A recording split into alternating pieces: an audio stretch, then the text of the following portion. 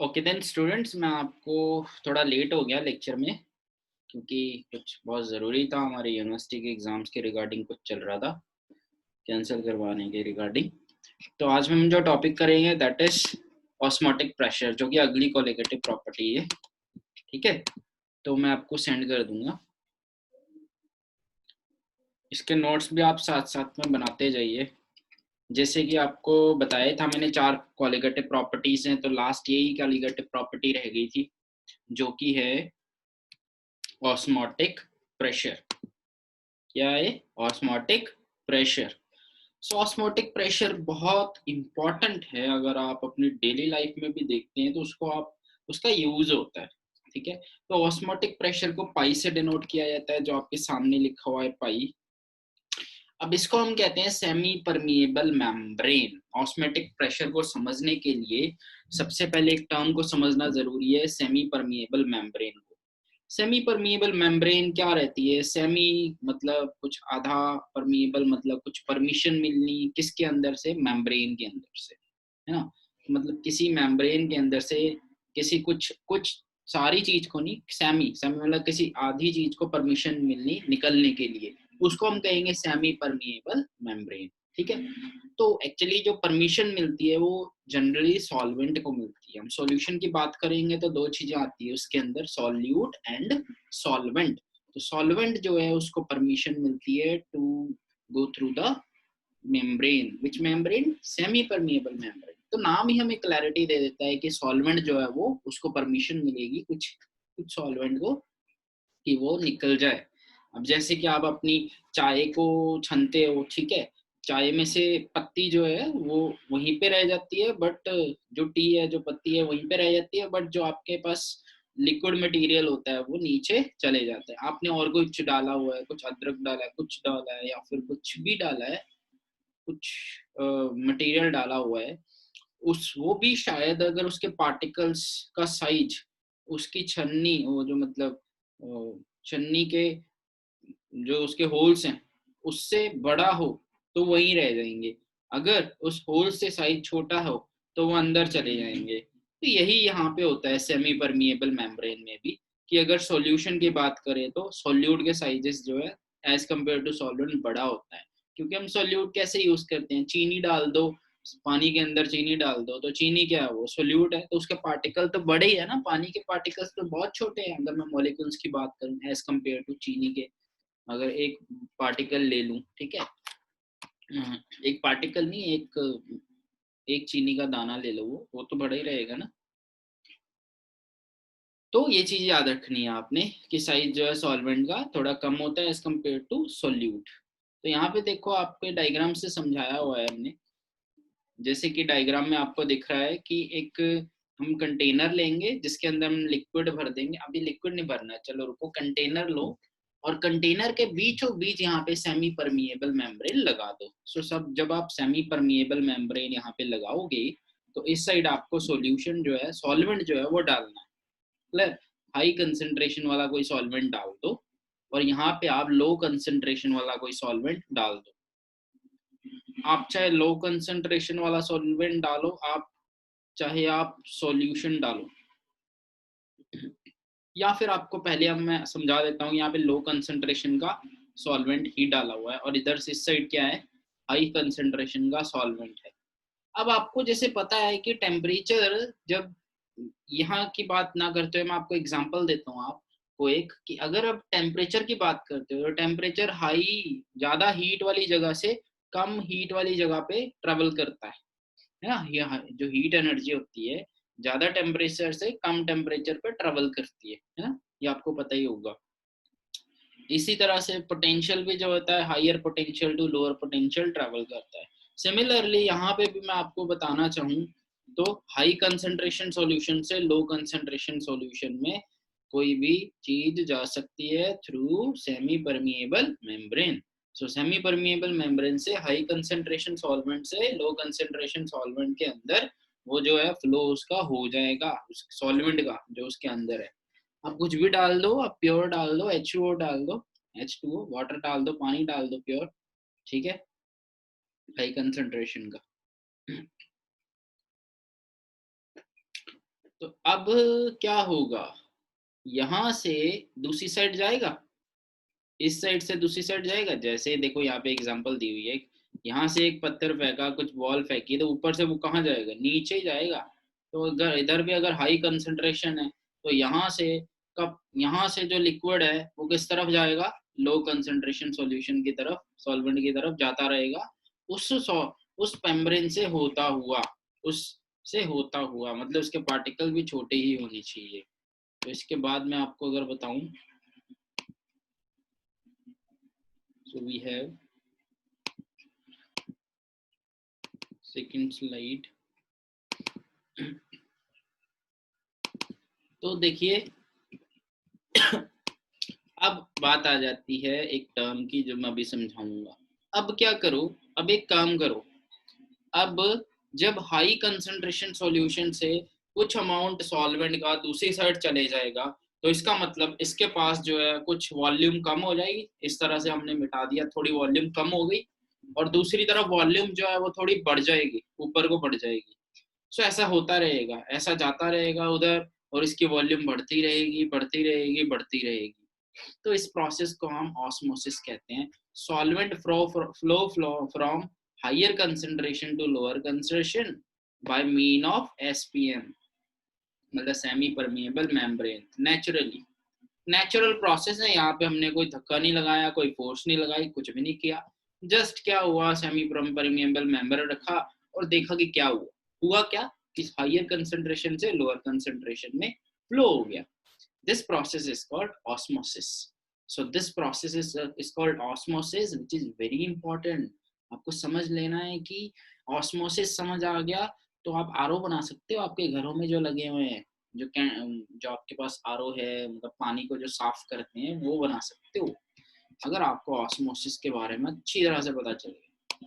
इसके बहुत लंबी भी स्टडी है, आगे चलोगे तो आगे तो फिजिक्स से यूज होगी इसके अंदर। जस्ट कॉन्सेप्ट जो है केमिस्ट्री के हैं, अगर बनाने लग जाओगे डिवाइस को तो फिजिक्स जाननी पड़ेगी साथ में। तो इस तरह से जो हायर कंसंट्रेशन सॉल्यूशन से लोअर कंसंट्रेशन में जाने को, उसको हम कहते हैं ऑस्मोसिस। क्लियर? ऑस्मोसिस हो गया।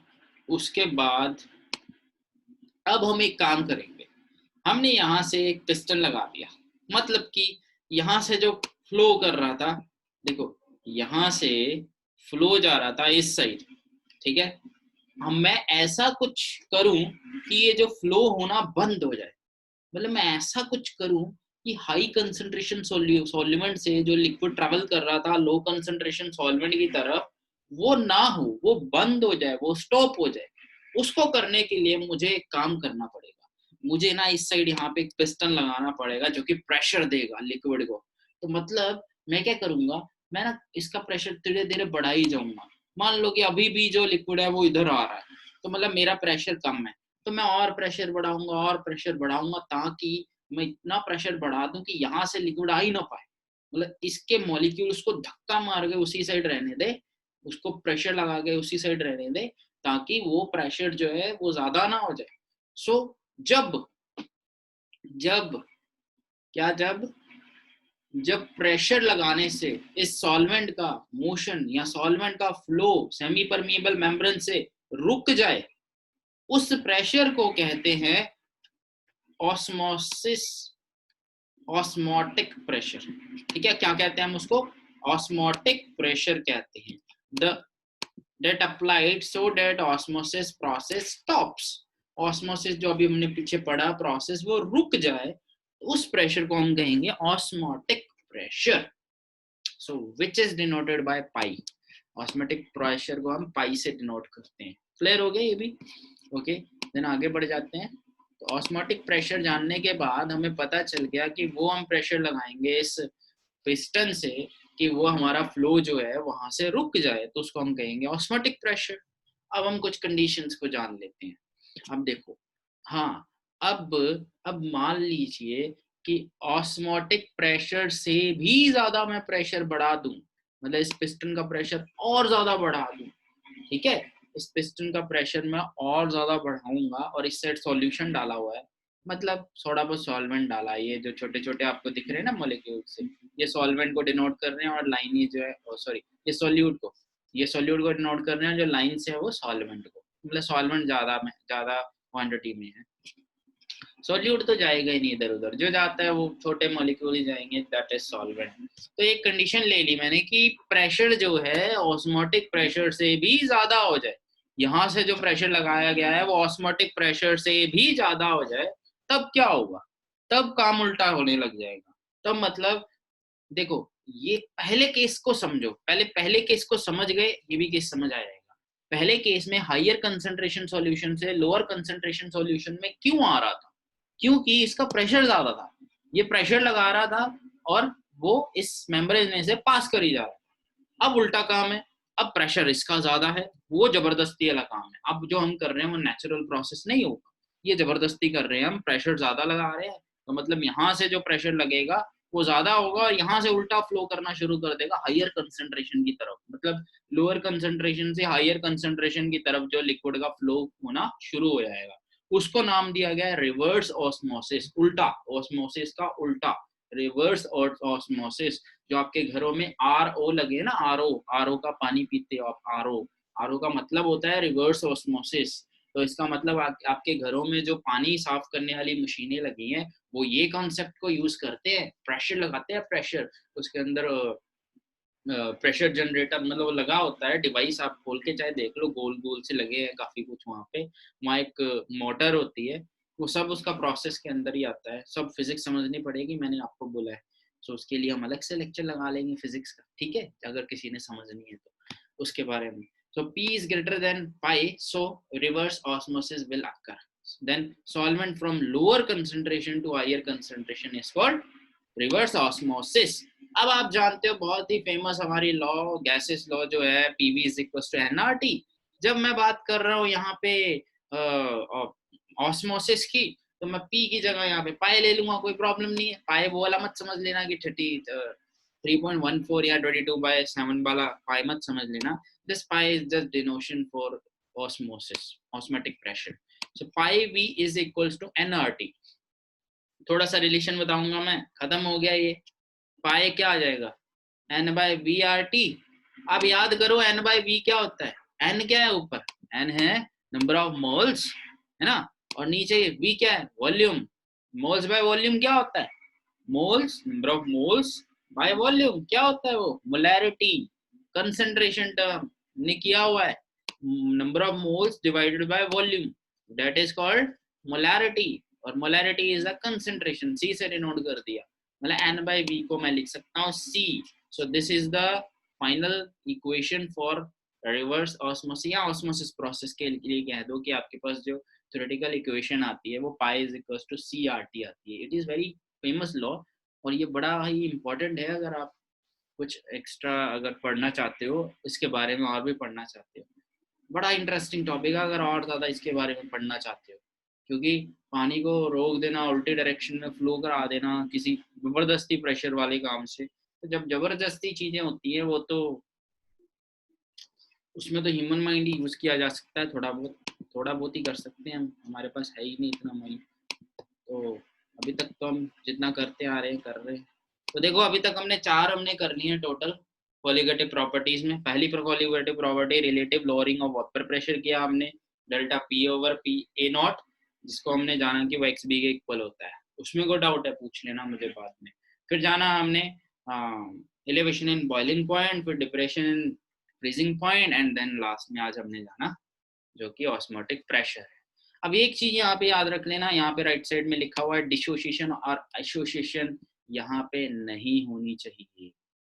ये तभी सारे कामयाब हो जाएंगे, सारी प्रॉपर्टीज, जब कहीं पे सॉल्यूशन में डिसोसिएशन या एसोसिएशन नहीं होनी चाहिए। मेरा मतलब कहने का ये है, मेरा क्या मतलब है कहने का, डिसोसिएशन या एसोसिएशन खुद से बनना नहीं चाहिए और खुद से टूटना नहीं चाहिए। सोल्यूट या सोलवेंट के मॉलिक्यूल्स जो खुद से ना बनने चाहिए और ना ही टूटने चाहिए। जब ये हो रहा है तो यहाँ पे मैं ये कोलिगेटिव प्रॉपर्टी के अंदर इसे इंक्लूड नहीं करूँगा, क्योंकि वहाँ पे बड़े चेंजेस आ जाते हैं कि अगर चीनी, जैसे मैं चीनी शुगर के एग्जांपल ले लूँ, तो शुगर के मॉलिक्यूल्स वहाँ पे टूटते नहीं है ना, मिक्स हो जाते हैं, घुल जाते हैं, टूटते थोड़ी है। ग्लूकोज ले लो, यूरिया ले लो, ये सारी एग्जांपल्स जो है उसी की रहती है, ठीक है। बट जब आप NaCl की बात करते हो, NaCl टूट जाता है दो हिस्सों में, NaCl के डिसोसिएशन हो जाती है, नीचे आपको एग्जांपल दिख रही होगी Na पॉजिटिव और Cl नेगेटिव। सो ये बात गलत है, इसमें हम कोलिगेटिव प्रॉपर्टी नहीं करेंगे, उसमें हम यूज नहीं करेंगे, वो हम आगे यूज करेंगे क्या होता है क्या नहीं होता है उसके बारे में। तो ये चीज याद रखना, यहाँ पर डिसोसिएशन एसोसिएशन नहीं होनी चाहिए। उसी के एग्जांपल्स हम उठा सकते हैं, जैसे यूरिया वगैरह हो गया, उसमें हम कोलिगेटिव प्रॉपर्टीज को यूज कर सकते हैं। बिकॉज मैंने कोलिगेटिव प्रॉपर्टी स्टार्टिंग में बताया था कि वो जो क्वांटिटी है, कंटेंट है, कितना कंटेंट है, मतलब कंसंट्रेशन कितनी है, सिर्फ उसी पे डिपेंड करती हैं जो कोलिगेटिव प्रॉपर्टीज हैं। अदरवाइज दे आर यूजलेस अगर और किसी चीज के लिए ले रहे हो तो। ठीक है, आई होप कि आपको समझ आ गया होगा। नेक्स्ट लेक्चर में आगे देखेंगे हम। अगर कोई डाउट आएगा मुझसे पूछ लेना। Okay then, thank you.